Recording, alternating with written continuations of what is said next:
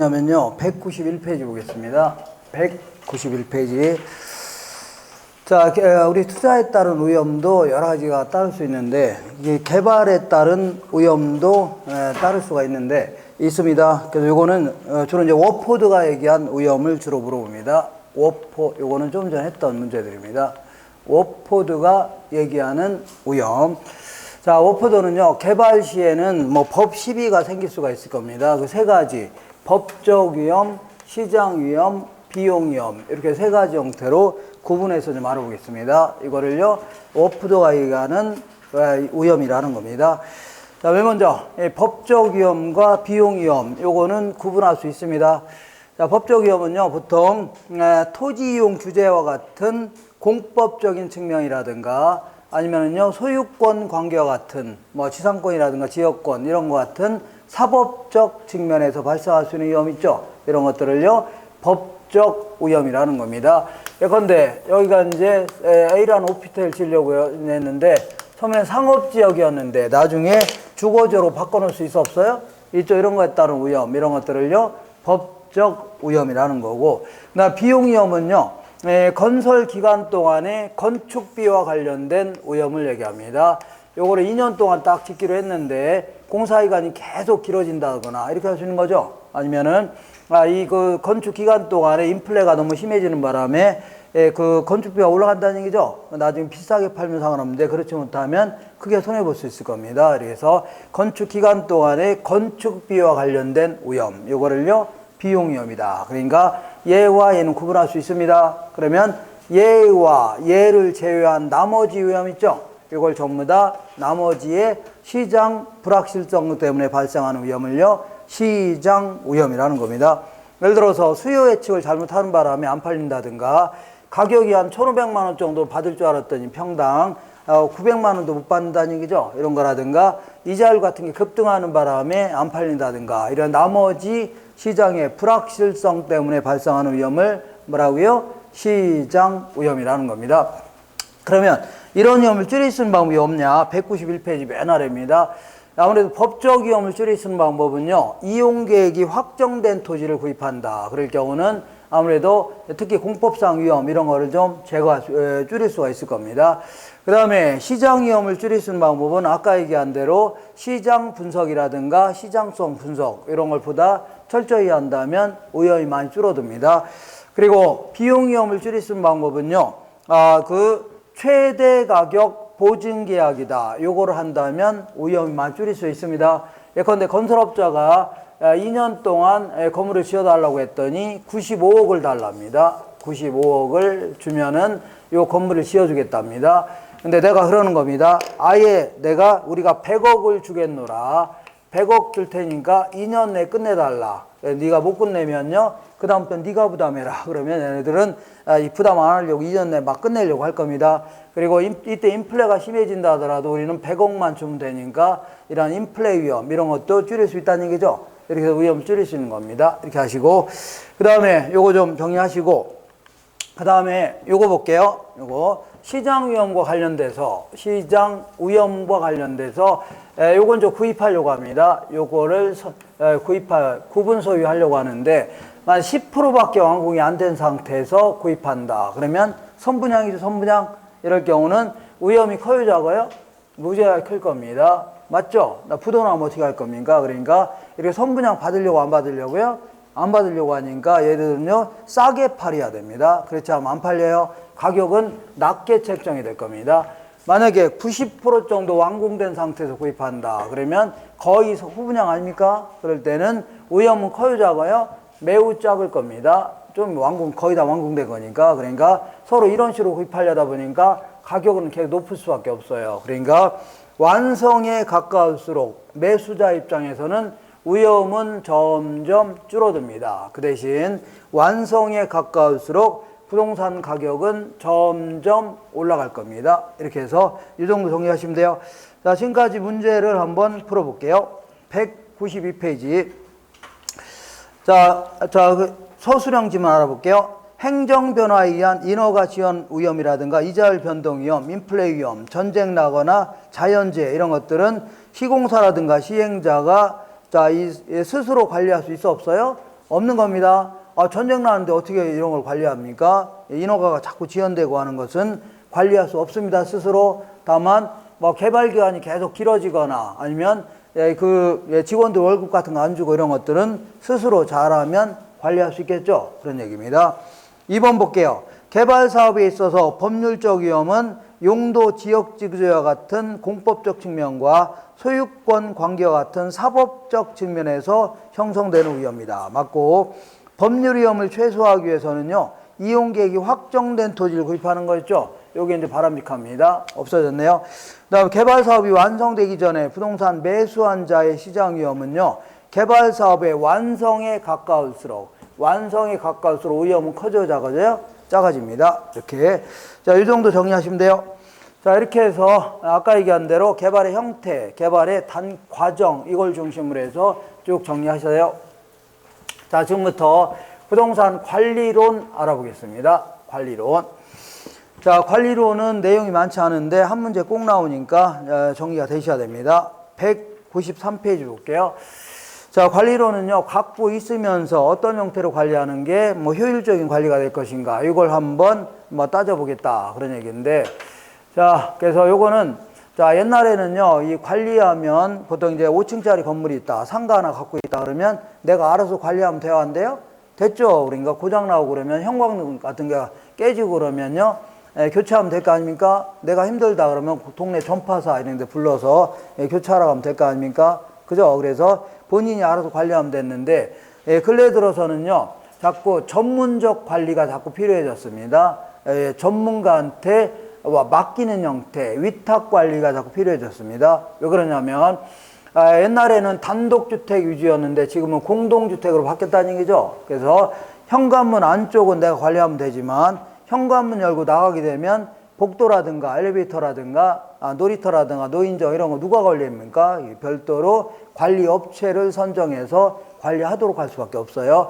그 다음에 건물이 5층 정도라면 내가 관리하면 되는데 30층, 40층짜리 건물 같은 경우는 무지하게 고도화된 건물가 아닙니까? 이런 것들은 개인이 전문가 아니면 관리하기 힘들어집니다. 이런 것들도 필요했고, 그다음에 부재 소유자의 요구와 증대라고 해서 아까 부동산 투자 신탁사라든가 리츠회사, 위탁관리 같은 경우는 관리 운영을 다 누구한테 맡겨요? 관리 전문가한테 맡기려고 합니다. 그리고 외국계 사모펀드라고 해서 론스타라든가 아니면 블랙스톤 뭐 이런 것들 이런 애들은 어떤 애들이냐면 미국에 있는 주로 이제 재벌들의 자금을 긁어 모으는 겁니다. 몰래 지들끼리. 그런 다음에 전 세계 돌아다니면서 부실 기업을 구입합니다. 그러면 아주 망하기 직전의 회사 있죠? 이걸 구입하게 되면 개미들이 따라 붙으니까 계속해서 대규모 자본이 투입되니까 서로 이거 구입하려고 안 하려고요? 개미 투자자가 막 달라붙습니다. 그럼 주가가 올라가 안 올라가요?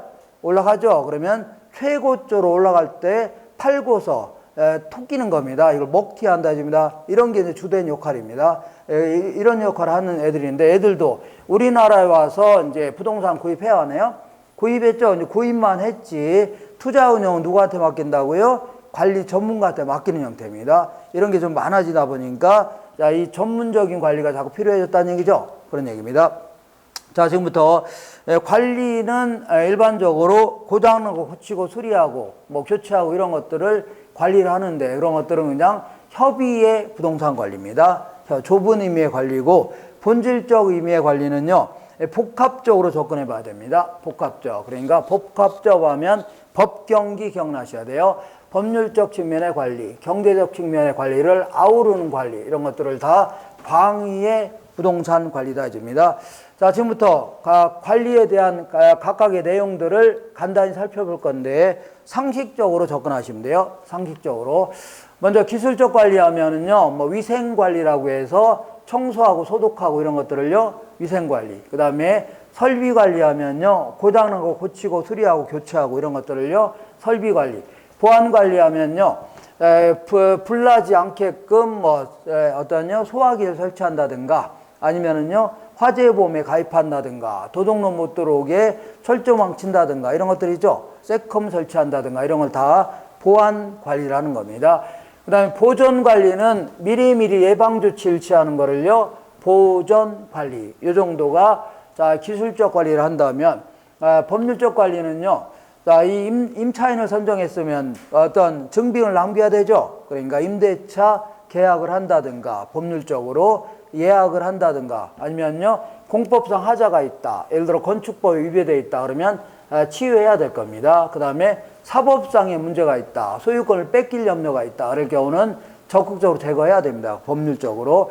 그 다음에 경제적 관리는 뭐 상업용 부동산에 주로 많이 활용될 수 있는데, 내가 원룸 하나 지었다. 그러면 몇 칸을 지어야, 몇 칸을 임대해야 손해도 없고 이익도 없냐. 이걸 손익분기점 같은 걸 파악해서 그거 이상으로 임대해야 될 겁니다.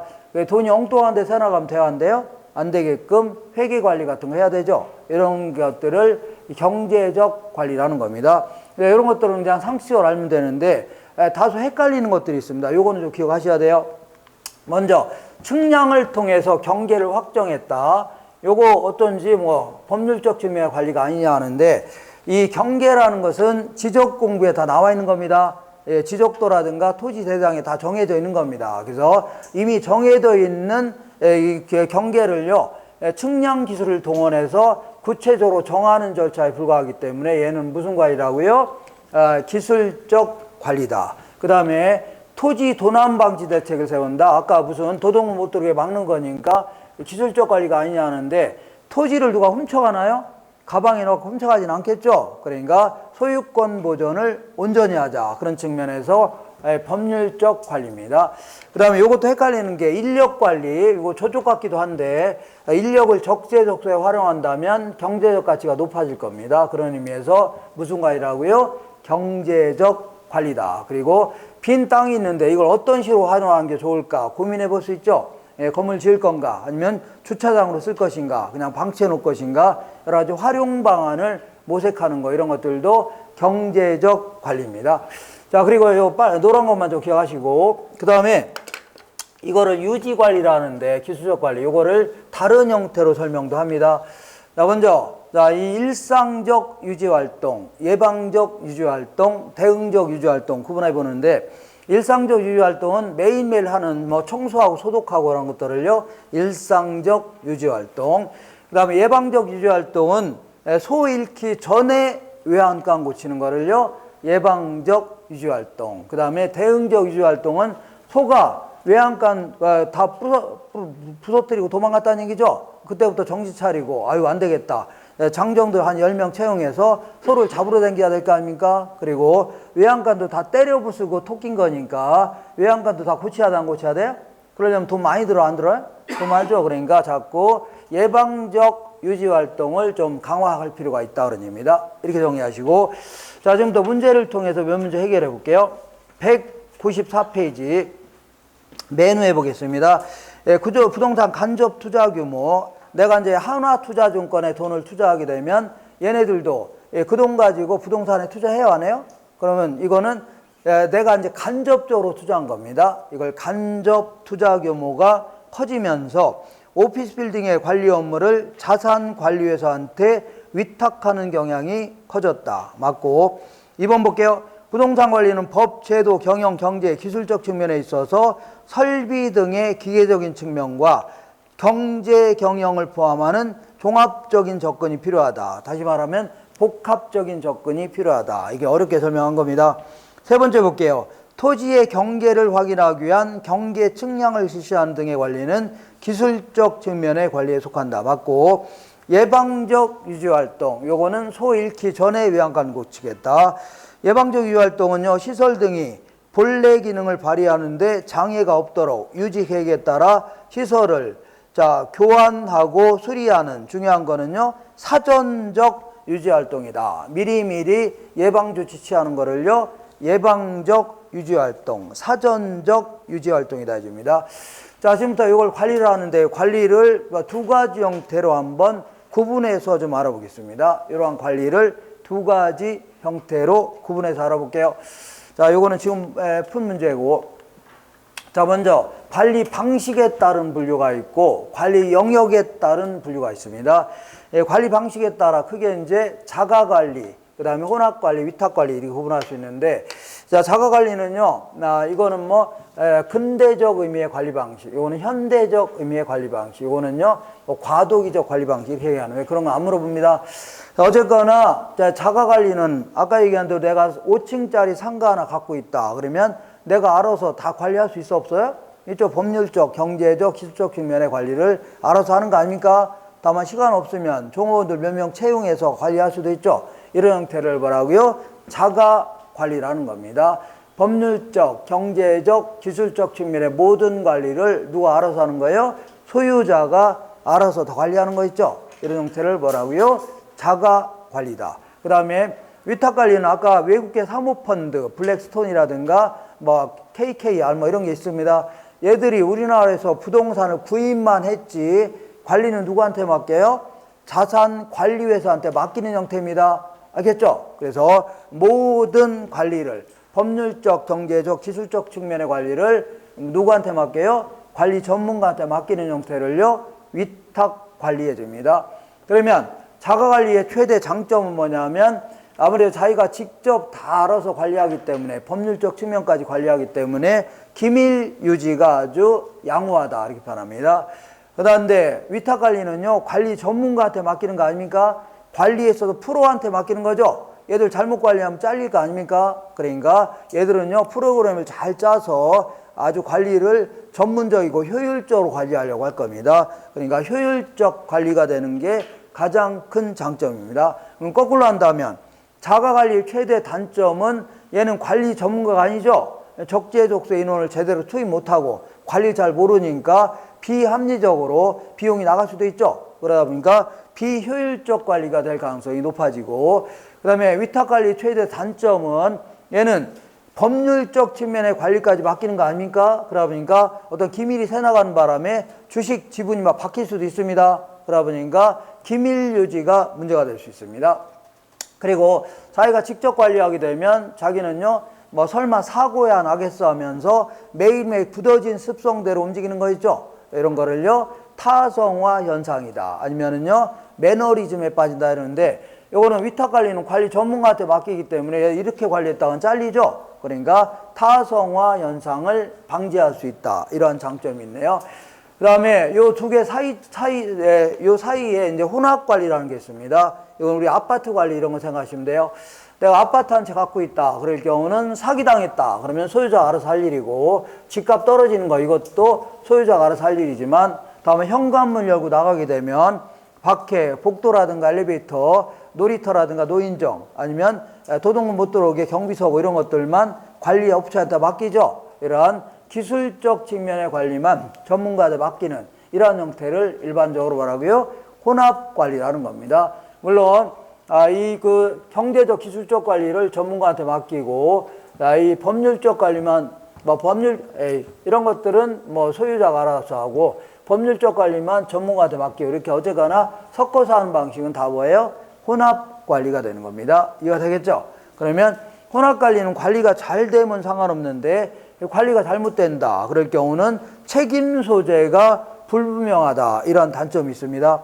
예컨대 이것들이 페인트를 잘못 칠해갖고 집값 떨어질 수 있죠. 아파트 가격. 그러면 아무래도 경제적 측면에서 문제가 될 수 있고 소송이 진행될 수도 있으니까 누가 더 잘못했냐 따져보시는 거죠. 이런 것들을 뭐 책임 소재가 불분명하다, 그리고 관리가 잘못된다면 양방식의 결점만 노출된다, 이렇게 표현합니다. 자, 이렇게 요 정도 하시고, 자, 지금부터 관리 영역에 따라서 어디까지의 영역을 관리할 것인가, 여기에 따라서 크게 이제 이렇게 이렇게 나눌 수 있는데, 갑이라는 여인분이 부동산 재벌입니다. 전국에 10채의 빌딩을 갖고 있는데 하나하나마다 법률적, 경제적, 기술적 관리가 필요할 겁니다. 이것도 법률적, 경제적, 기술적 관리가 필요한데, 하나하나 부동산에 대해서, 각각의 부동산에 대해서 기술적 측면만 도맡아서 하는 사람을요 시설관리사 해줍니다. 요 건물의 기술적 관리만 하는 사람을요 시설관리사. 아파트 단지별로 시설관리만 하는 사람들이 있어 없어요? 이런 사람들을요 시설관리사 이렇게 합니다. 뭐라고요? 시설관리사. 그 다음에 이렇게 부동산 하나하나에 대해서 법률적, 경제, 기술적 측면을 도맡아서 하는 사람들을요 이거를 부동산 관리사다. 이걸 종합적으로 관리하는 사람을 뭐라고요? 부동산 관리사. 요것도 종합적으로 관리하는 사람을요, 부동산 관리사 이렇게 표현합니다. 관리업체에서 이렇게 얘기합니다. 그리고 자산 관리사라는 사람은 어떤 사람이냐면 전국에 있는 열채 부동산을 다 끄집어낸 다음에 얘는 수익성이 떨어지니까 팔아치우겠다. 얘는 다시 다른 걸 구입하겠다. 얘는 어떤 식으로 구성하는 게 최적의 포트폴리오냐. 오염도 관리하고 얘는 철거하는 게 낫겠다. 얘는 리모델링 하는 게 낫겠다. 이런 것까지 다 고민해 보는 거를요, 자산 관리사다 이집니다. 그러니까 시설 관리사는 부동산 관리사한테 보고해야 되고, 부동산 관리사는요, 자산 관리사한테 보고해야 되고, 얘는요, 이 건물 주인한테 보고해야 되겠네요.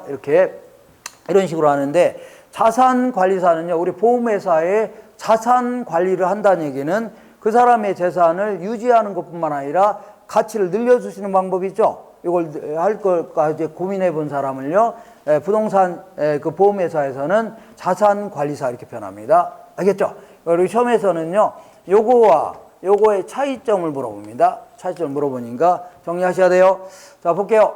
먼저 시설 관리라는 것은 현 시설을 운용하고 유지하는 정도의 소극적 관리, 이걸 뭐라고요? 시설 관리다. 주로 이제 기술적 관리만 주로 하는 거를요, 시설 관리. 그 다음에 이보다 훨씬 더 넓은 개념이 자산 관리입니다. 우리 회계에서 자산이라는 것은 수익 창출의 대상으로 삼을 때 이걸 자산이라는 표현을 씁니다. 그래서 이거는요, 현 시설을 운용하고 유지하는 것뿐만 아니라 가치 증진 방안까지도 모색해보는 적극적 관리입니다.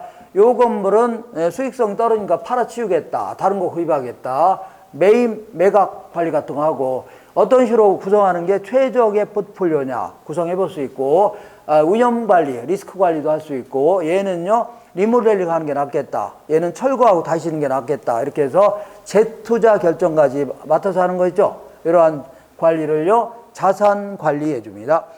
자, 지금까지 공부한 거를 문제를 통해서 해결해 볼게요. 자, 볼게요. 자, 문제를 통해서 해결해 보자. 그러니까 195페이지 맨 위에 볼게요. 서술형 질문. 자가관리 방식은 관리하는 각 부분을 종합적으로 운영할 수 있을 뿐만 아니라 기밀 유지에도 유리하다. 법률적, 경제적, 기술적 질문을 종합적으로 관리할 뿐만 아니라 기밀 유지에도 양호하다. 2번 볼게요. 자가관리는 소유자의 직접적인 통제권이 강화된다. 자기가 직접 종업원을 채용해서 관리하는 거니까 통제권이 강화된다. 위탁관리 방식은 관리 업무의 타성화를 방지할 수 있고 인건비의 절감 효과가 나타난다. 타성화를 방지할 수 있고 적재적소에 전문가를 투입할 수 있기 때문에 오히려 인건비가 절감될 수 있는 겁니다. 4번에 볼게요. 위탁관리는요, 관리의 전문성과 효율성을 높일 수 있다. 효율적 관리가 될 수 있다. 그런 얘기입니다. 그 다음에 5번 볼게요. 혼합관리 방식은 필요한 분만 선별하여 위탁하기 때문에 아무래도 관리가 잘못된다면 책임 소재가 불분명해지는 단점이 있겠네요. 맞습니다. 그 다음에 6번 볼게요. 오피스 빌딩에 대한 대대적인 리모델링 투자 결정. 리모델링 이런 거 나오면요, 재투자 이런 거 나오는 거기 때문에 이거는요, 관리 영역에 따라 분류한다면 자산 관리에 해당됩니다. 자산 관리. 소유자나 기업의 부를 극대화하기 위하여 부동산의 가치를 증진할 수 있는 다양한 방법을 모색한다는 의미에서 자산 관리에 해당된다. 맞고, 시설 관리는요, 현 시설을 운영하고 유지하는 정도의 소극적 관리는 기술적 관리를 주로 하는 겁니다. 시설 관리는 부동산 시설을 운영하고 유지하는 것으로 시설 사용자라든가 기업의 요구에 따르는 소극적 관리, 이걸요, 시설 관리해 줍니다. 이렇게 하시고, 자, 지금부터 이제 부동산 관리 중에 그래도 가장 큰 범위를 차지하는 게 임대차와 관련된 관리가 될 겁니다. 자, 그래서 임대차 유형은 임대료를 받아내는 방식을 얘기하는데, 요건 크게 세 가지 형태로 조임대차, 요거는 주로 이제 주거용 부동산에 적합하다 해줍니다. 순임대차는요, 공업용 부동산에 적합하다. 비율임대차는요, 매장용 부동산에 적합하다. 이렇게 합니다. 자, 월세를 받는데, 월 임대료를 받는데, 얘는 조임대차는 어떻게 받냐면, 자, 각종 경비까지 포함해서 받는 겁니다. 임대. 월세 받을 때 뭐라고요? 각종 경비까지 다 포함해서 받는 거 있죠? 근데 각종 경비라 하더라도 수도요금, 전기요금, 가스비 이런 것들도 월세에 포함시키면 돼야 한대요? 안 됩니다. 얘네들은 월세는 매달 동일한 금액을 받는 거 아닙니까? 그러니까 거기다 포함시키면 돼요, 안 돼요? 안 되고 별도로 고지해야 됩니다.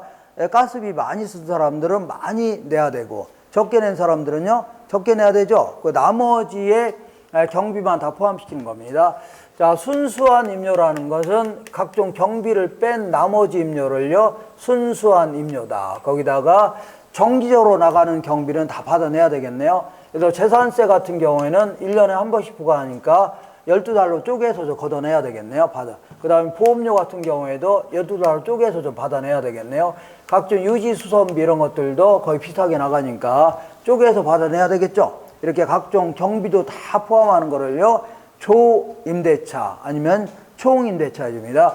그 다음에 공장 같은 경우는 월 순수한 임료만 일단 포함시킨 다음에 나머지 세금이라든가 보험료라든가 유지수선비 이런 것들은 임대차 하는 과정에서 당사자 간의 합의하에 결정하는 겁니다. 나보고 보험료 내래요. 난 다른 보험 가입한 게 있는데요. 그러면 얘가 안 빌려주겠다 할 수 있는 거죠. 이렇게 해서 우리 계약서 밑에 보면 특약란 있어 없어요? 여기서 이제 각종 경비는 네가 내냐 내가 내냐 협의하에 결정할 수 있죠. 이런 거를요 순임대차. 비율임대차는요 홈플러스에 세 들어있는 맥도날드가 있다. 그러면 월세 낼 때 이렇게 내랍니다. 먼저 기본적으로 1,000만 원은 무조건 내라 한 달에. 그리고 니네들 우리 그 홈플러스가 유동인구가 너무 많으니까 너 장사 잘 될 거니까 자, 이 매출액이 있다면 한 달 동안의 매출액의 30%를 내라. 이렇게 할 수 있죠. 이렇게 하는 거를 뭐라고요? 비율 임대차다. 이렇게 합니다. 이렇게 해서 정리하시고 하나 넘겨볼게요. 196페이지 임차인의 선정 기준이라고 해서 임차인은 어떤 임차인을 선정하는 게 부동산 가치를 높일 수 있냐 그런 얘기인데 요거는 1960년대 70년대 나온 이론이기 때문에 요즘 생각하시면 안 됩니다. 요즘에 옆에 있는 사람이 누가 사냐 이거 어떻게 합니까? 자, 그래서 옛날에 다가구 주택 이렇게 자 이렇게 해서 이렇게 살면서 주인도 살고 같이 살면서 아침마다 펌프 앞에서 이빨도 닦고 이런 시절 있죠. 그런 시절 생각하셔야 돼요. 이 주거용 같은 경우는 이런 주거용은 유대성 잘 어울려서 지낼 수 있냐 요걸 기초로 해서 임차인을 선정하는 게 공실이 안 생깁니다. 그 다음에 공업용이라든가 사무용 같은 경우는 적합성. 자, 내 물건을 생산하기 위해 딱 적합한 사람 있죠? 이런 사람을 선정하는 게 좋아요. 그러니까 어떤 사람이 이 공장을 딱 임차하는데 용수 확보하기도 딱 좋고 시장과의 거리라든가 원료 산지와의 거리도 딱 적합하고 종업원 채용하기도 딱 쉽고 이렇게 하다는 얘기죠. 그럼 나가라면 나가요? 안 나가요? 안 나가니까 그때는 월세 올리면 되겠네요. 그러니까 적합성, 물건을 생산하기에 적합한 자를 선정해야 됩니다. 매장용 같은 경우는 가능 매상고, 그러니까 장사를 잘할 수 있는 업체를 선정해야 됩니다. 내가 상가 하나 딱 지었는데 1층에다가 바다 횟집 새를 줬는데 이것들이 장사를 더럽게 못하는 바람에 맨날 파리 날리고 있다는 얘기죠. 그러면 파리 날리고 있으면 물고기도 죽어있고 수조도 막 녹슬어 있고 그 다음에 막 귀신 나온 집으로 바뀝니다. 그러면 이런 데는 임대가 안 돼요. 그러니까 장사를 잘할 수 있는 업체, 가능 매상고가 높을 수 있는 업체 선정하기 쉽지는 않지만 어쨌거나 그런 사람을 딱 선정하면 얘들이 빠글빠글하죠. 그럼 자동적으로 여기는 뭐가 들어와요? 호프집이 들어옵니다. 여기는 뭐가 들어와요? 이거는 노래방이 들어옵니다. 이게 우리나라의 순서 아닙니까? 그죠? 3차 딱 알아서 다 들어온 거 아닙니까? 이런 걸요. 매장용 같은 경우는 가능 매상고, 장사를 잘할 수 있는 업체를 선정하는 게 매우 중요합니다. 자, 그 다음에, 자, 거기 볼게요. 네, 거기 보시면, 요건 이제 부동산 관련 보험이라고 해서, 부동산 관련 보험은 크게 세 가지가 있습니다. 먼저 손해보험은 뭐 화재 같은 게 나면요, 이런 걸 보상해주기 위한 보험을요, 손해보험 해줍니다. 그 다음에 채무보험은요, 임차인이라든가 고객 아니면 방문자, 이런 사람이 입은 손해를 보상해주기 위한 보험이죠. 이런 걸요, 채무보험이라는 겁니다. 예컨대 나중에 공인중개사가 되시면, 자, 고객들의, 의뢰인들한테 고의적 아니면 고의성이 없다 하더라도 손해를 입힐 수 있어 없어요?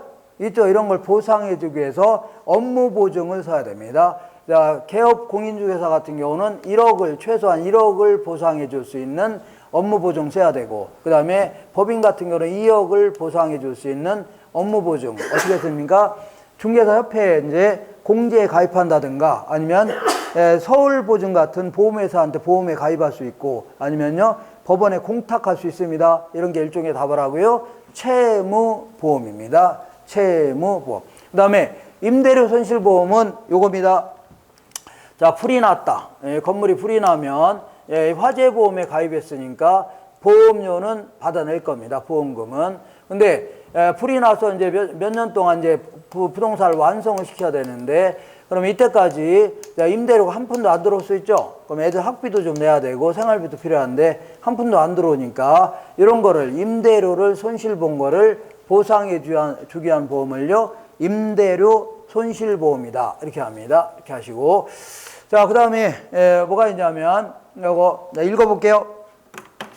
자, 196페이지 맨 아래 볼게요. 임차 부동산에서 발생하는 매상공, 매출액의 일정 비율을 임대료 지불한다면 이는요 임대차 계약 형태 중에 비율 임대차에 해당된다. 맞고 부동산 관리자가 상업용 부동산의 임차자를 선정할 때는 가능 매상고, 장사를 잘할 수 있는 업체를 선정하는 게 매우 중요합니다.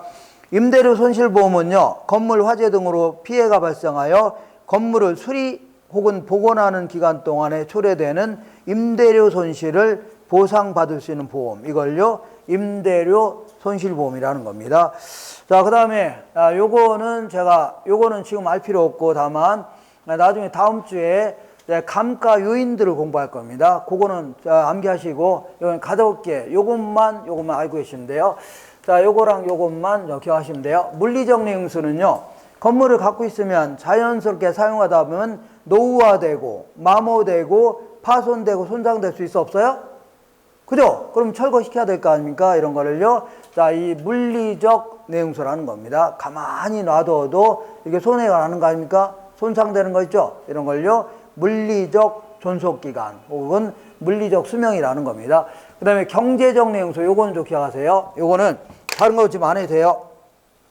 자, 요거는요, 내가 원룸 하나 딱 지었다. 그러면 처음에 지었으니까 새 건물이니까 임대도 잘 되고 임대를 많이 받을 겁니다. 그래서 버는 돈을 수익이라는 거고, 자, 나가는 비용을요, 비용이라 하는데 아무래도 처음에는요, 수익이 비용보다 클 겁니다. 근데 한 40년 정도 지나면 건물 자체가 낡고 노후가 돼야 한대요? 그러면 임대가 잘 돼야 한대요? 안 되고 임대를 많이 못 받죠. 그리고 툭 하면 뭐 고장났다고 하고 보일러 깨졌다 아니면 뭐 에어컨 교체해달라 그러면서 툭 하면 비용이 나가니까 어느 점에서는 비용이 커진 시가 와요 안 와요? 그죠? 그러면 일단은 얼른 철거하는 게 낫습니다. 갖고 있으면 돈만 나가는 거죠. 그러니까 수익이 비용보다 큰 기간을 뭐라 한다고요? 경제적 내용수 이렇게 말합니다. 알겠죠? 수익이 뭐보다 크다고요? 비용보다 큰 기간을요, 경제적 내용수. 이렇게 가볍게 하시고, 여기서는. 자, 그 다음에 다른 건 지금 안 해도 돼요. 다음 주에 제가 감가 유인할 때 그걸 암기하세요. 자, 그 다음에 건물의 수명연상이다. 해갖고, 사람도 태어나서 언젠가는 사망하죠. 건물도 태어나서 언젠가는 철거해야 될 겁니다. 자, 전개발 단계는 어떤 건물 지을지 전문가한테 상의도 하고 고민해 보는 단계를요, 전개발 단계, 요거는 신축 단계, 건물을 완성한 단계, 그리고 한 20년 정도는요, 큰 고장 없이 안정적으로 운영할 수 있을 겁니다. 한 30년 정도 지나면 노후화 단계, 한 40년 정도 지나면 철거 직전의 단계, 완전 폐물 단계, 이렇게 진행합니다. 그래서 전신 안노폐, 이렇게 하면서 전신 안노폐 하면서 여기서 굳이 시험에 나온다면 신축 단계에서는 물리적, 기능적 유용성이 최고다. 새롭게 지으니까 물리적으로나 기능적으로 최고라는 얘기입니다. 그 다음에 안정 단계에서는 경제적 유용성이 최고다.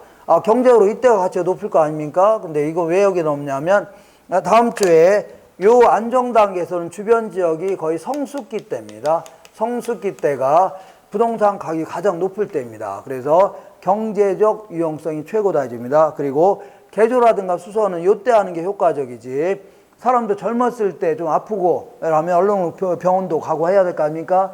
자꾸 방치해 놓고 그러면 나중에는 종합병원이 돼서 얼른 나이 사람 막 젊어 죽습니다. 그러니까 젊었을 때 개조나 수성 같은 거, 개조 사람한테 그러면 되지만 되거나 젊었을 때 개조나 수성 같은 거 하면 오래 살 수 있는 거죠. 그 얘기하는 겁니다. 자, 읽어볼게요. 자, 어디냐면 건물의 생애주기 단계 중에 안정 단계에서는 건물의 양호한 관리가 이루어진다면 개조나 수성 같은 걸 잘 한다면 안정 단계의 국면이 연장될 수 있다. 그러니까 사람도 더 오래 살 수 있다. 그런 얘기입니다. 그렇게 정리하시면 돼요. 자, 이 정도 해서 정리하고 그 다음 이제 마케팅론 공부할 겁니다. 자, 마케팅은요, 요거보다 관리론보다 훨씬 더 양도 적어요. 근데도 꼭 한 문제 꼭 나오니까 요걸 정리해 두셔야 됩니다. 자, 198페이지 볼게요. 부동산 마케팅은요, 어떤 판매보다 훨씬 넓은 개념입니다. 어떤 기업이 이윤의 극대화를 추구하고자 하는 그 총체적인 영업활동, 이런 것들을요, 마케팅, 이렇게 합니다.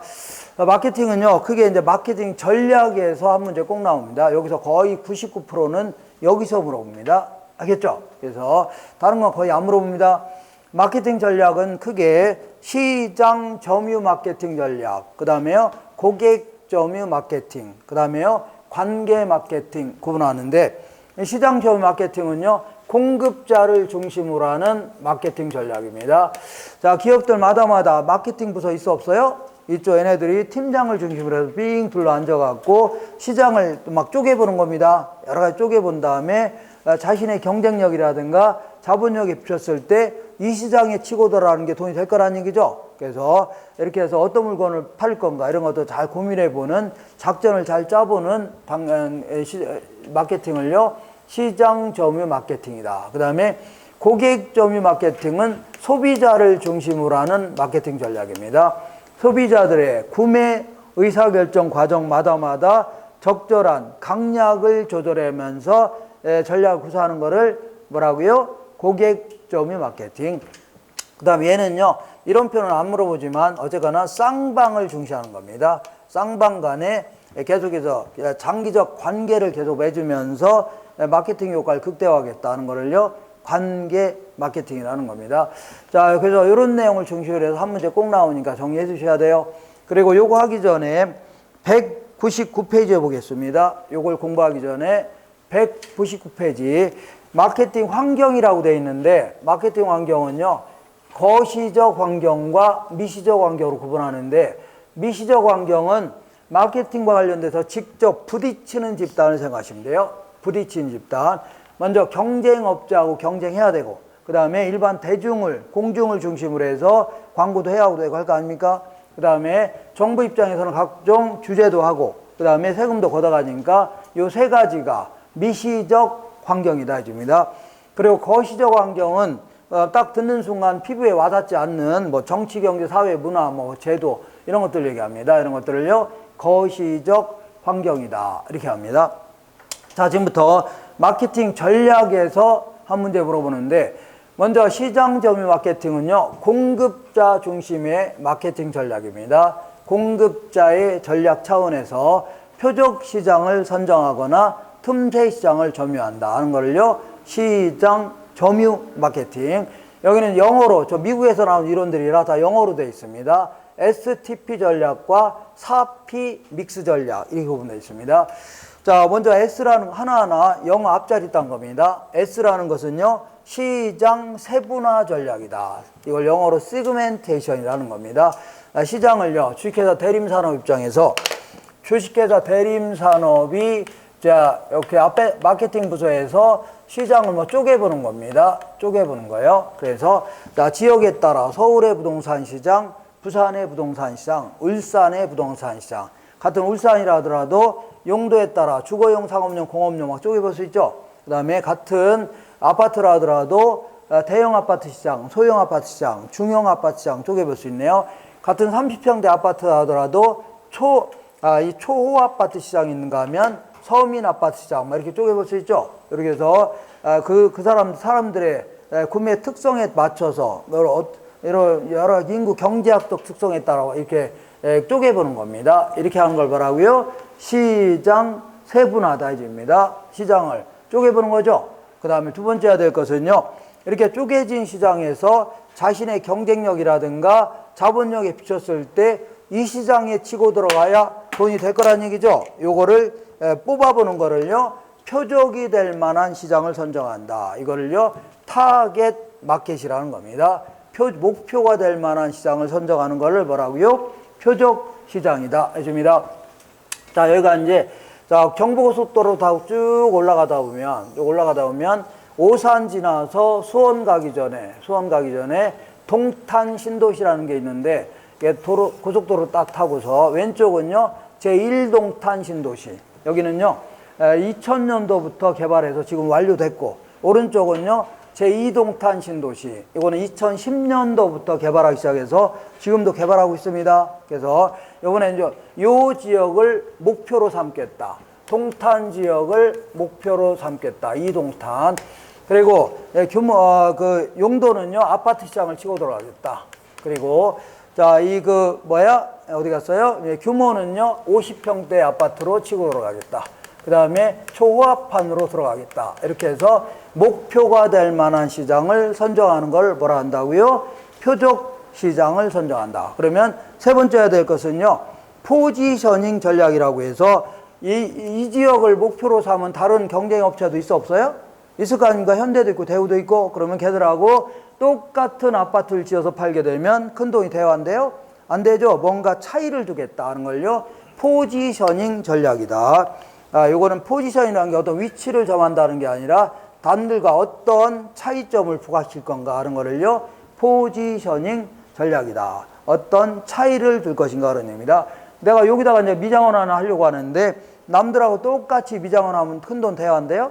안 되니까 남들과 차이를 두겠다는 얘기죠. 그러니까 파마를 한 번 하더라도 50년 동안 안 풀어지게 한다든가 이렇게 할 수 있는 거죠. 남들과 차이를 두겠다는 얘기입니다. 이것도 마찬가지로 남들과는 뭔가 차이를 두겠다 하는 거를요, 포지셔닝 전략이다. 그래서 이런 차별화 전략의 구체적인 전략 중에 하나가 4P 믹스 전략입니다. 네 가지 P의 입장에서 차이를 두겠다 그런 얘기입니다. 이걸요 4P 믹스 전략이다. 자, 이거 네 가지 P의 영어로 된 네 가지 P의 입장에서 차이를 두겠다는 얘기입니다. 맨 먼저 이거 왜 그래요? 자, 먼저 프레이스 전략이다. 이걸 유통 경로 전략이라는 겁니다. 그러니까 요번에 짓는 여기다 아파트 짓는 거는 어떤 경로를 통해서 팔을 건가? 예를 들어서 중개사를 통해서 팔을 건가? 아니면요 분양 대행사를 통해서 팔을 건가? 이런 어떤 유통 경로를 하는 거 있죠? 이런 걸요 유통 경로 전략이라는 겁니다. 근데 이 부동산 학자들은요 이 부분을 입지 선정 전략 이런 표현도 씁니다. 왜냐하면 부동산은 똑같은 게 있어 없어요? 없습니다. 똑같은 아이파크 아파트라 하더라도 여기는 도로가 넓은 도로, 좁은 도로, 여기는 병원이 있고 없고, 여기는 학교가 있고 없고, 그 다음에 이거는 하여튼 지역마다 다 달라요, 안 달라요? 다 다른 거니까 하나하나 보고 거래할 수밖에 없는 겁니다. 알겠죠? 하나하나 다 보고 거래하니까 어떤 입지를 선정했으면 거기 와서 보고 거래할 거 아닙니까? 결국은요 이거를요 입지 선정 전략이다 이런 표현을 씁니다. 부동산 학자들은. 그래서 우리는요 여기 지하철역 이렇게 해서 지하철이 통과하고 여기가 이동탄 신도시가 들어선다고 하길래 4번 출구에서 내려서 도보로 15분 정도의 거리 요거를 딱 입지를 선정하겠다. 자, 15분이라는 게 매우 중요합니다. 왜냐하면 아침부터 한 30분 정도 걸리면 아무래도 그 시간이 많이 걸려 안 걸려요? 바쁜데 걸리잖아요. 그리고 차 끌고 가다 보면 요즘에는 이 주차요금도 비쌉니다. 그러니까 15분 정도라면 운동 삼아 걸어가기 딱 좋다는 얘기죠. 그래서 돈도 안 들고 여기를 딱 선정하겠다. 자, 두 번째는요. 프로덕트 전략이다. 프로덕트라는 것은 제품을 얘기합니다. 제품에 있어서 어떤 차이점을 줄 것인가. 여기다 짓는 아파트는 지상주차장을 다 지하로 밀어버리겠다. 요즘엔 다 이렇게 지으니까. 다만 이번에 여기다 짓는 아파트는요. 골프장, 그물로 된 골프장을 건설해서 입주자한테 남녀노소 할 것 없이 모조리 치게끔 하겠다는 얘기죠. 이렇게 해서 남들과는 이런 식으로 차이를 두겠다는 얘기입니다. 이거를요 제품 전략이다. 영어로는 프로덕트 전략이라는 겁니다. 세 번째는요 프라이스 전략이다. 이거는 가격에 있어서 어떤 차이를 둘 것인가. 이거는 여기다 지는 아파트는요 일단 고가 전략을 통해서 가격이 품질이다. 이렇게 해서 고소득층을 대상으로 분양하다가 나중에 정이 분양이 안 되면 가격을 낮추겠다는 얘기죠. 이런 전략을 구사하겠다. 마지막으로 프로모션 전략이다. 이거는 판매 촉진 전략이다. 소비자한테 어떤 식으로 알릴 것인가, 이런 거를요 판매 촉진 전략이라는 겁니다. 그래서 신문에 광고해봐야, 요즘 신문 봐야 안 봐요? 안 보니까 요번에 어떤 식으로 알릴 거냐면 이런 식으로 알리겠다. 자, 어차피 이 50평대 대형 아파트를 살 수 있는 집단을 한번 찾아보자. 그래서 서울이라든가 아니면 수원 쪽에 과장급 이상 정도 된 사람 있죠? 쫄따구가 말단이면 50평 아파트 사지는 않겠죠? 그러니까 과장급 이상 되는 사람도 있죠? 이런 사람 선정하는 겁니다. 그리고 자영업 하더라도 뭐 중개업 하더라도 좀 규모가 있게 하는 사람들 있죠? 이런 사람을 선정하는 겁니다. 그런 다음에 미국 편으로는요 디렉 해줍니다. 영국에서는요 다이렉 이렇게 표현합니다. 다이렉 메일이다 해서 DM을 발송하는 겁니다. 편지를 발송하는 겁니다. 팜플렛 집어넣어서. 자, 그러면 목표가 될 만한, 표적이 될 만한 고객을 선정해서 편지를 보내는 거니까 아무래도 광고 효과는 커질 겁니다. 그리고 이 사람도 와봐야 될 거 아닙니까? 와보게 하려니까 이렇게 해보자. 요 6번 출구 앞에 빈터가 있어서 여기다가 모델하우스 딱 지어놓고 거기다가 자동차를 딱 한 대 세워놓는 겁니다. 어떤 자동차요? 동글뱅이가 4개 있는 차, 이걸 아우디 해줍니다. 딱 세워놓은 다음에 왔다 간 사람들은 추첨을 통해서 한 대 제공하겠다는 얘기죠. 그러면 혹시 모르니까 주최 측의 농가인지 모르겠지만 혹시 모르니까 퇴근하다가 아반떼 끌고 한번 와볼 수 있어 없어요? 있죠. 이렇게 해서 이런 경품도 제공하고 이런 걸 다 뭐라 한다고요? 판매 촉진 전략이다. 어떤 형태로 알릴 것인가를 고민해 보는 걸 뭐라고요? 판매 촉진 전략이다. 이렇게 해서 이런 식으로 진행하는 형태를 뭐라고요? 시장 점유 마케팅이라는 겁니다. 이번에는 고객 점유 마케팅 전략에 대해서 알아볼게요. 이거는 소비자를 중심으로 하는 마케팅 전략인데, 내가 이제 옷가게를 하나 한다고 치자. 옷가게 하게 되면 소비자들이 마네킹 보고서 딱 이거 뭐야 하면서 쳐다볼 수 있죠. 쳐다보면 이거를요 주목한다 해줍니다. 뭘 한다고요? 주목한다. 자, 그러다가 이제 들어와서 요모조모 옷을 골라보더니 어떤 옷에 가서 유독히 만지작거리고 거울에 비춰본다는 얘기죠. 그러면 그 옷에 흥미가 있다 그런 얘기입니다. 이걸요 관심을 두는 단계, 이걸요 인터레스트라는 겁니다. 저거는 어텐션 해주고. 그러다가 이제 옷을 가로입고 나와야 하나? 거울 뒤에 보면 옷 가려있는 데 있죠. 거울 뒤에 옷 가로입고 나와서 흐뭇한 미소를 짓는다는 얘기는 사고자 하는 강한 욕망이 있다는 얘기입니다. 흐뭇한 미소. 그런 다음에 카드 꺼내는 거를요 행동, 액션 이렇게 합니다. 이런 것들이 일반적으로 소비자들의 구매 의사결정 과정입니다. 이런 과정마다 적절한 전략을, 강약을 조절하면서 전략을 구사하는 거 있죠. 이걸 뭐라고요? 이거를 고객 점유 마케팅이다. 그러니까 어떤 사람이 옷 사러 딱 들어오면 쫓아다니면서 이 옷 사세요, 저 옷 사세요 하면 짜증 나왔나요? 나죠. 그러니까 처음에 들어올 때는요 브라우스는 이쪽에 있습니다. 치마는 이쪽에 있습니다. 바지는 이쪽에 있습니다. 이렇게 해서 위치만 알려주고 쑥 빠져 있어야 돼요. 알겠죠? 그러다가 이제 이 사람이 왔다 갔다 하면서 보다가 어떤 옷에 가서 유독히 만지작거리고 거울에 비춰보고 한다는 얘기죠. 그러면 그 옷에 흥미를 있다는 단계입니다. 그러면 그때 살짝 접근해서 자, 이 셀링 포인트, 그러니까 그 옷의 가장 특징이 될 만한 요소를 얘기해 주는 겁니다. 이 옷은 신축성이 너무 뛰어나서 한번 잡아당기면 50m는 늘어납니다. 아니면은 아이돌 가수 누가 입었던 옷인데 아주 선풍적인 인기가 있었습니다. 이렇게 해서 특징이 될 만한 걸 얘기해 주는 거 있죠. 이걸 뭐라고요? 셀링 포인트라는 겁니다. 그러다가 이제 그러면 그 얘기 듣고 이제 옷 갈아입고 나왔나요? 나오죠. 그럼 마지막 충격을 가하는 겁니다. 마지막 충격이 뭐예요? 옛날 했는데 이거 언니 거네. 누구 거라고요? 언니 거네. 그 언니를 위해서 태어난 옷이라는 얘기죠. 그러면 게임은 끝난 겁니다. 그럼 바로 카드 꺼내요, 안 꺼내요? 꺼내죠. 이런 식으로 진행하는 형태를 뭐라고요? 고객 점유 마케팅이다. 그 다음에 자, 이번에는 관계 마케팅은요 당사자 간의 장기적이고 지속적 관계를 유지하는 겁니다. 그래서 옷을 팔고 나서 끝나는 게 아니라 팔고 나서도 계속해서 장기적이고 지속적 관계를 맺는 겁니다.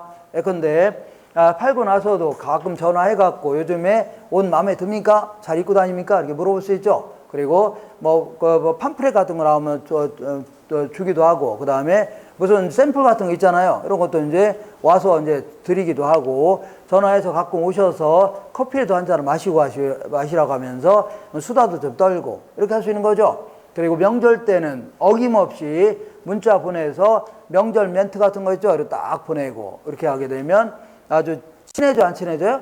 친해지면 옷 사러 가끔 올 거 아닙니까? 그러면 브랜드의 가치를 높일 수 있다, 이렇게 표현합니다. 우리 코카콜라 같은 경우는 브랜드만 보고도 돈을 꺼내는 거 아닙니까? 이것도 마찬가지로 하도 친하게 지내고 하다 보니까 어떤 브랜드만 보고도 돈을 바로 꺼내는 거 아닙니까? 이런 식으로 브랜드의 가치를 높일 수 있다, 이렇게 표현합니다. 이렇게 진행하는 형태를 뭐라고요? 관계 마케팅이라는 겁니다. 지금까지 공부한 거를 문제를 통해서 해결해 볼게요. 자, 요거 암기할 때는요, 이렇게 암기하시면 돼요. 이렇게. 자, 어떻게 암기하냐면 이렇게. 자, 읽어볼게요. 자, 시장 선거에서 여기 있죠. 시장 선거에서 세 표 차로 지는 바람에 재판 가유. 시장 선거에서요, 세 표 차, 어디 갔어요? 표 차로 지는 바람에 열이 받아, 안 받아요? 받죠. 그래서 재판 가유. 자, 세 표 차로 지는 바람에 어디 간다고요? 재판 가유. 이렇게 암기하시고, 그 다음에 요거는요, 고객 점유 마케팅은요, 고객 아이디. 자, 요걸 아이다 해줘야 되는데, 원래는 이제 고객 아이디 이런 식으로 진행하는 형태, 이런 게 아이디라고 하는 겁니다. 그 다음에 관계 마케팅은 장기적 관계 이렇게 나오면 이렇게 이해할 수 있을 겁니다. 암기할 수 있을 거예요. 장기적 관계, 이렇게 암기하시면 돼요. 자, 요거 이렇게 써 있죠? 이렇게 하시고, 자, 문제를 통해서 해결해 볼게요. 문제. 자, 한 장 넘기면, 자, 200페이지 볼게요. 200페이지.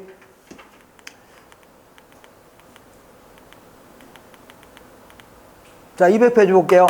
마케팅 전략 중에 시장 세분화 전략이란 마케팅 활동을 수행할 만한 가치가 있는 명확하고 의미가 있는 구매자 집단으로 시장을 쪼개보는 활동, 이걸요 시장 세분화다. 2번 볼게요.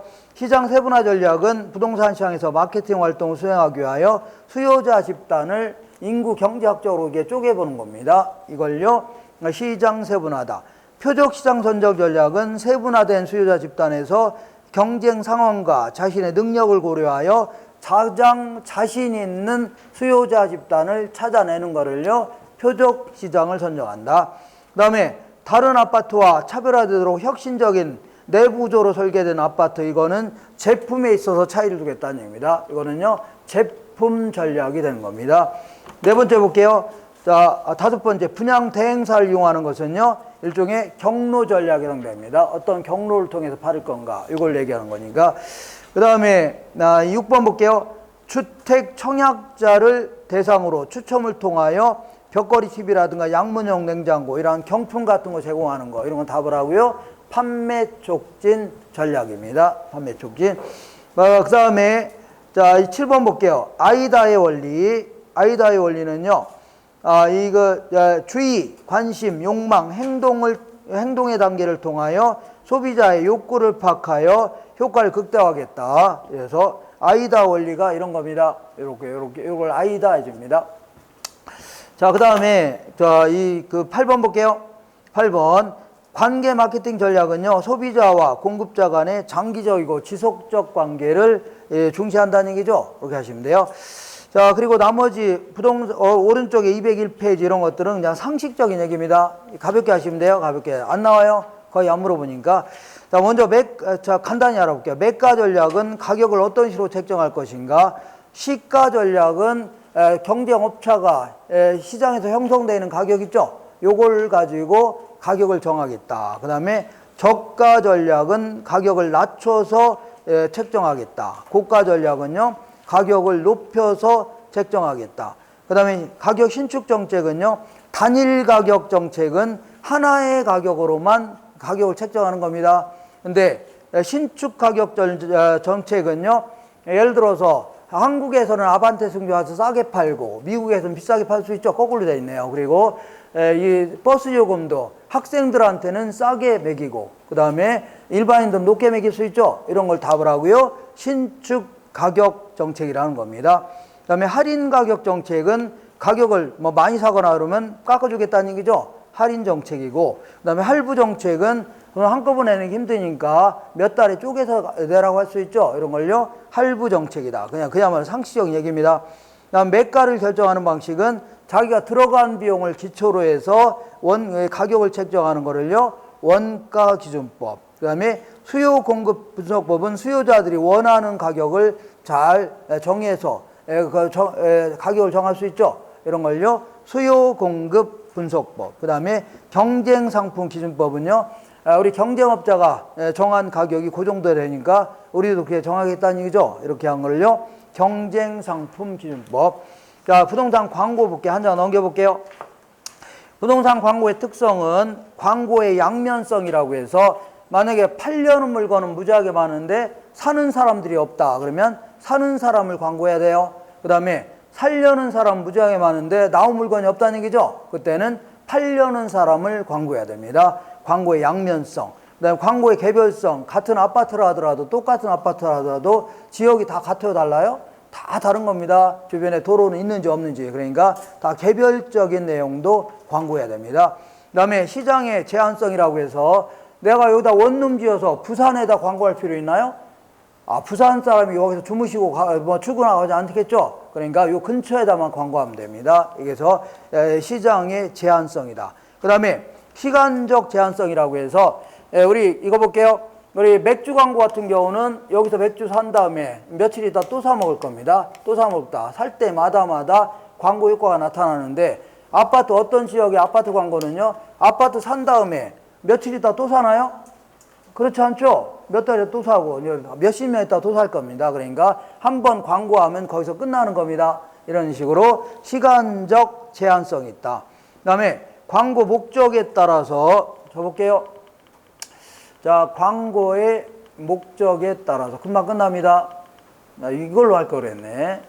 자, 광고 목적에 따라서 어디 갔어요? 기업 광고는 기업 이미지 광고 이런 거. 예를 들어서 또 하나의 가족 하면서 삼성전자가 이런 식으로 하는 거죠. 삼성이라는 기업 이미지를 높이기 위한 광고를 뭐라 한다고요? 기업 광고다. 그다음에 특정 광고는 요 지역에 대림아파트 지었는데 요걸 별도로 팔 수도 있죠. 이런 걸요. 특정 광고. 계몽 광고는 예를 들어 부동산 업종의 오해를 불식시키기 위해서 신문에 막 광고 같은 거 낼 수 있죠. 이런 것들을요. 계몽 광고. 나중에 중개사가 되시면 자, 이 명함 돌려 안 돌려? 돌리죠. 사람 이름을 알리는 겁니다. 이런 거를 중개업소 이런 것들을요. 임명 광고 해줍니다. 자, 그 다음에 광고 매체에 따라 다른 거 다 할 수 있고 점두 광고라는 것은 우리 중개업자가 앞에 유리창에다 막 덕지덕지 붙여요? 이런 거라든가 아니면 풍선으로 된 인형 같은 거 팔락팔락 할 거 아닙니까? 앞에다가. 그래서 점두라는 게 점포 바로 앞에다가 그냥 광고하는 걸요. 점두 광고. 그리고 노블티 광고는요. 요거는 볼펜이라든가 열쇠 아니면은요. 요즘에는 조그만 부채 같은 거 이러한 요거에다가 광고해서 나눠줄 수 있죠. 이런 걸 뭐라고요? 노블티 광고다 해줍니다. 자, 그 다음에 이 광고를 여러 가지 광고를 섞어서 적절히 섞어서 하는 거를요. 애드 믹스라는 겁니다. 읽어볼게요. 마케팅 믹스의 가격 관리에서 신축 가격 정책은 예를 들어 한국에서는 아반떼를 좀 비싸게 팔고 미국에서는 싸게 팔 수 있죠. 이런 걸 답을 하고요. 신축 가격 정책이다. 위치, 방위, 층, 지역 등에 따라 다른 가격으로 가격을 책정하는 거. 그 다음에 부동산 마케팅의 가격 전략 중에 빠른 자금 회수를 원하고 지역 구매자의 구매력이 낮다. 그러면 비싸게 팔으면 팔려 안 팔려요? 안 팔리죠. 그냥 싸게 팔아야 빨리 살 거 아닙니까? 그리고 자, 싸게 팔아야 지역 구매력이 낮으니까 살 거 아닙니까? 그런 얘기입니다. 아주 상식적인 얘기입니다. 부동산의 개별성으로 인하여 광고의 내용도 개별성을 갖는 게 일반적이다. 이렇게 해주고. 자, 그리고 다음 주에도요, 요거 할 거니까 다음 주에 감정평가가 6문제 나옵니다. 6문제 중에 4문제는 맞춰야 되니까, 다음 주에 요거 들고 오세요. 요거 있죠? 요거 들고 오고, 다음 주에는 오늘도 한 10분 지났는데, 다음 주에는 정확히 제가 2시 반에 끝낼 겁니다. 몇 시까지라고요? 2시 반에 미리 얘기할 겁니다. 내용이 좀 많으니까 다음 주에 무조건 몇 시까지 한다고요? 2시 반까지 할 거니까 그런 줄 아세요? 처음부터 끝까지 다 할 겁니다. 문제도 하나도 안 빼놓고 다 할 거니까 그런 줄 아세요? 오늘 너무 고생했고 다음 주에 뵙도록 하겠습니다. 고생하셨습니다.